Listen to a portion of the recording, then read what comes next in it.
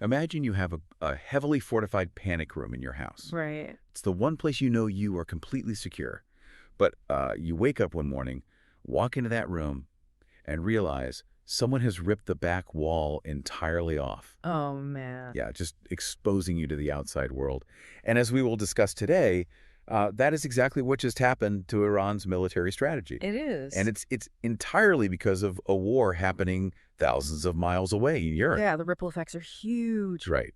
So welcome to our deep dive into the latest intelligence. First, a mandatory note. Welcome to the Lowdown. This is an AI-generated open-source news summary for general informational awareness. This product is not intended for use as official intelligence. The views expressed here are solely those of the cited authors and do not reflect the official policy or position of the Department of War, the United States Air Force, or any other U.S. government agency. Global threat environments are increasingly interconnected, with adversarial nations leveraging shared logistics, alternative trade routes, and hybrid warfare to bypass Western containment strategies. We are observing coordinated shifts toward offensive postures, evidenced by Russian escalation in Ukraine, Iran's new preemptive targeting doctrine, China's aggressive cyber and aerospace export campaigns, and North Korea's codification of its nuclear status. Together, these developments indicate a rapid militarization of previously secure domains, fundamentally challenging the stability of established strategic frameworks across all major areas of responsibility. So that sets a highly specific operational baseline for our discussion today. It does. We are pulling from a stack of recent open-source reporting to understand how the firewalls between these different areas of responsibility, or AORs, are basically collapsing. Right, they just aren't isolated anymore. Exactly. So let's start with the European theater, specifically the latest on the Russian offensive campaign. According to reporting from the War Zone of the Wall Street Journal, CIA Director John Ratcliffe recently made a secret, highly unusual visit to Moscow. Yeah, that caught my eye. Right. And the primary objective, according to the WSJ, was to deliver a direct warning to Vladimir Putin against launching any attacks on NATO countries. Which is a critical diplomatic maneuver when you look at the parallel reporting from Bloomberg. And we need to explicitly flag this as a developing, unverified claim, but Bloomberg sources suggest Putin is currently mulling the use of tactical nuclear weapons. Wow. Yeah, alongside an intensification of conventional ballistic missile attacks on Kyiv. So escalating on both fronts. Exactly. And the stated rationale there is that recent peace talk frameworks have collapsed, and Russia is sustaining severe economic and logistical damage from Ukrainian deep strikes. I see. So the threat to NATO is moving from theoretical to operational at this point. It seems that way, yes. Because we see evidence of that in an ABC News report regarding Germany's Leipzig airport. Right, the drone incident. Yeah. They found an explosive drone near a Ukrainian An-124 cargo jet, and U.S. and German intelligence linked that drone directly to Russia's Military Intelligence Directorate, the GRU. Right.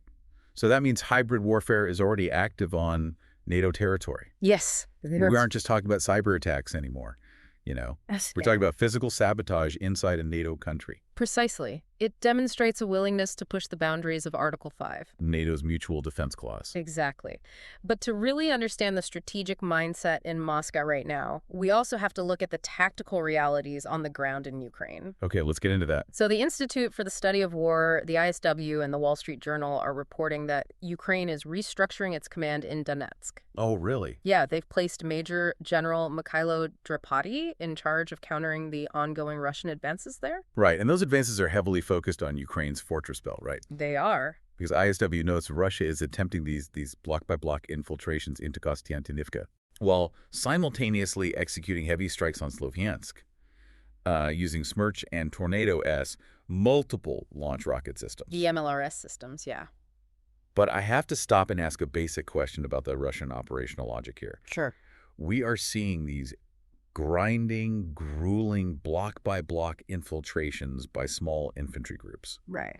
If they are stuck fighting building to building, doesn't that indicate their traditional ground maneuver capabilities are effectively stalled? I mean, it looks that way on the surface. Right, because dropping glide bombs on Sloviansk feels like a substitute for actually taking ground. Well, it might look like their ground forces are stalled, but that heavy air bombardment what military planners call battlefield air interdiction, or BAI. Oh, okay. That is actually a deliberate phase one. Oh, I see. Yeah, it's a doctrinal prerequisite for how Russia operates against heavily fortified positions. So it's by the book for them. Exactly. They aren't dropping those bombs as a substitute for a ground assault. They are trying to literally pulverize the defensive structures, degrade logistics, and destroy command nodes from the sky before they ever send the armor in. Okay, so the Smerch and Tornado-S rocket systems are essentially prepping the battlefield. Exactly. They are setting the conditions for future offensives. Right. And the block-by-block infiltration in Kostiantynivka, well, that serves a complementary attritional purpose. How so? It forces Ukrainian defenders to commit resources to brutal urban combat. And that fixes those units in place and prevents them from reinforcing other vulnerable areas of the fortress belt. Oh, yeah. So it's a systematic weakening of the line, not necessarily an attempt at a rapid breakthrough. That makes the technological innovation on the Ukrainian side even more critical to understand that. Definitely. The Wall Street Journal detailed some really fascinating adaptations. What are they doing? So Ukraine is now using Termit 2.0 land drones for evacuation and resupply. Okay, unmanned ground vehicles. Exactly. Instead of risking medics or supply trucks in those heavily bombarded corridors, they are using these ground drones. Which is a vital force preservation tactic. Right. And in the air, the WSJ reports they are deploying Molnia 2 drones and, crucially, electronic warfare-resistant FPV drones. Yeah, those FPV drones that operate via mesh networks. Right. Let's unpack the mesh network part, because that feels like a massive leap. That is a huge leap. Normally, an FPV drone requires a direct radio link to the human operator, right? Yes. And if Russian electronic warfare jams that frequency, the drone just drops out of the sky. Exactly. So how does a mesh network fix that? So think of a mesh network like a relay race. Okay. Instead of relying on a single vulnerable line of communication back to the pilot, each drone in the air acts as a node. Oh, wow. Right, so if the primary signal is jammed, the drones can pass the control signals through one another. That's incredibly smart. Yeah, they maintain connectivity by routing around the jamming interference. It makes the drone swarm incredibly resilient. Unjammable, basically. Close to it. In fact, this defensive drone network achieved an impressive 87% interception rate against incoming Shahed drones in July. 87%. Right. That is a staggering success rate. It really is. And it comes as Ukraine continues its deep strike campaign into Russian territory. Yeah. They recently hit the Lukoil refinery in Nizhny Novgorod and a wild berries logistics center in Tambov. Right. So it seems clear that disrupting logistics is the primary goal for both sides right now. Without a doubt. We even see Belarus constructing new railway infrastructure near Gomel, according to the ISW. Right. And that's to support the deployment of the 37th Separate Airborne Assault Brigade near the Ukrainian border. Which perfectly illustrates why logistics are the absolute center of gravity in this conflict. And that brings us to the Middle East. Right, because of the supply lines. Exactly. Yeah. Because Russia's ability to sustain this grinding war in Europe relies heavily on external supply lines. Right. Specifically, it relies on Iranian drone technology and a trade route called the International North-South Transport Corridor, or INSTC. And this is where that panic room analogy comes into play.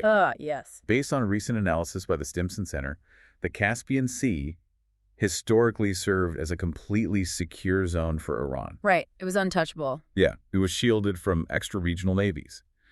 But because Iran is using the Caspian to ship weapons to Russia via that transport corridor, it has suddenly become a massive vulnerability. Right, because once a supply line becomes vital to the Russian war effort, well, it becomes a legitimate target for Ukraine and its allies. Makes sense. The Stimson report highlights two unprecedented events that basically shattered that security. What were they? Well, in March 2026, Israel struck Bandar Anzali. Oh, wow. Yeah, which is Iran's largest Caspian port. I see.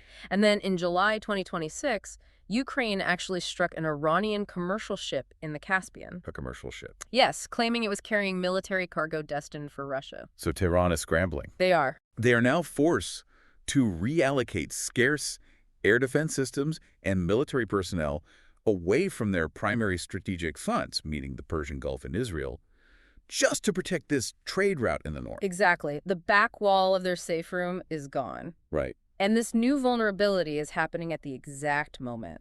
Iran is implementing a radical shift in its broader military doctrine. Oh. According to ISW reporting, Iranian Brigadier General Mohammad Akraminia recently outlined a formal transition from a defensive to an offensive military posture. When was this? This was following the June 2025 12-day war. Right. The ISW noted 4 specific principles in this new doctrine, and they are incredibly aggressive. Let's hear them. First, rapid responses, aiming to respond to strikes within 2 hours. Okay, that's fast. Second, asymmetrical retaliation. If they get hit once, they will strike multiple times across various targets. Right, a disproportionate response. Yes. Third, preemptive strikes against U.S. assets, Wow. which they modeled on their July attack in Azraq, Jordan. And fourth, expanding their geographic scope to target places like the Bab al-Mandeb Strait and even undersea internet cables. Undersea cables. Yeah. Targeting undersea cables is a massive escalation. I mean, that goes far beyond regional skirmishes into global economic disruption. It really does. It's a doctrine designed to maximize deterrence through unpredictability and disproportionate response. Right. But while Iran projects this offensive capability outward, they are facing significant internal resistance regarding their proxy forces. Especially in Iraq, right? Particularly in Iraq. Yeah, the ISW outlines this fascinating bureaucratic war happening in Baghdad right now. Tell me about it. So Iraqi Prime Minister Ali al-Zaidi is trying to rein in the Popular Mobilization Forces, or PMF. And those are heavily backed by Iran. Exactly. He is doing this by implementing a mandatory retirement age of 60 for PMF leadership. That seems very specific. It is. It's a highly targeted move to oust the current chairman, Faleh al-Fayah. Ah, okay. That makes sense. Yeah, and Zaidi is also integrating traditional Iraqi army officers into those PMF leadership roles. Which we have to analyze through the lens of international pressure. Because of the U.S. deadline. Right. The U.S. has placed an intense September 30th deadline on Baghdad to disarm these militias. Okay. And that's backed by significant financial pressure. Right. So Prime Minister Zaidi's reforms are an attempt to bring these militias under formal state control to satisfy that U.S. objective. But it's not going smoothly, is it? Not at all. Iran, alongside the political wings of the PMF and the Iraqi parliament, is actively resisting. How so? Well, the Parliamentary Security and Defense Committee is heavily populated by members of these Iranian-backed factions, and they're just refusing to approve the draft PMF law. Wow. It is essentially a high-stakes political battle over who holds the monopoly on the use of force within Iraq's borders. So Russia's war strains Iran's maritime borders, Right. forcing them to adapt. Right. But Russia's war is also hollowing out its own defense industry. Yep. They simply cannot export weapons at the volume they used to. Right. And that creates a massive vacuum in the global arms market. Which brings us to the Indo-Pacific, because China is aggressively stepping in to fill that void. Yes. And the aerospace sector is where this is most visible. Okay. According to the War Zone, Bangladesh is moving toward purchasing Chinese J-10CE fighters to replace their aging fleets of F-7s and MiG-29s. That's a big upgrade. It is. Yeah. And we're also seeing imagery of a J-10CE bearing the tail fin number 1020. Which means what?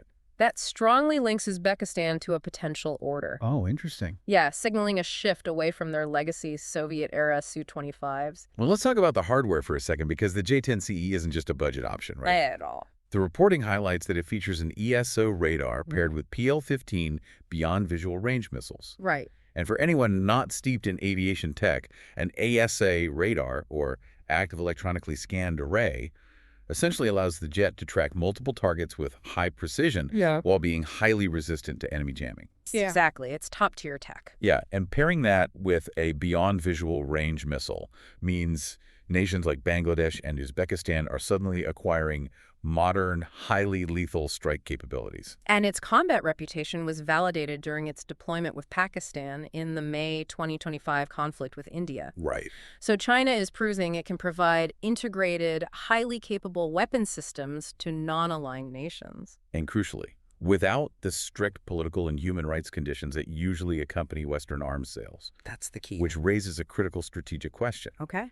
Looking at these sales, especially to a country like Uzbekistan, it feels like more than just a cash grab by Beijing to replace Russian jets. It's much more than that. Right, because if China supplies the planes, don't they also control the software, the parts, the maintenance pipelines. You've hit on the core strategy right there. Yeah. It is not a mere transaction, it's a long-term marriage. Right. By transitioning a nation's air force to the J-10CE, Beijing is effectively hardwiring itself into that country's defense architecture for the next 3 to 4 decades. Wow.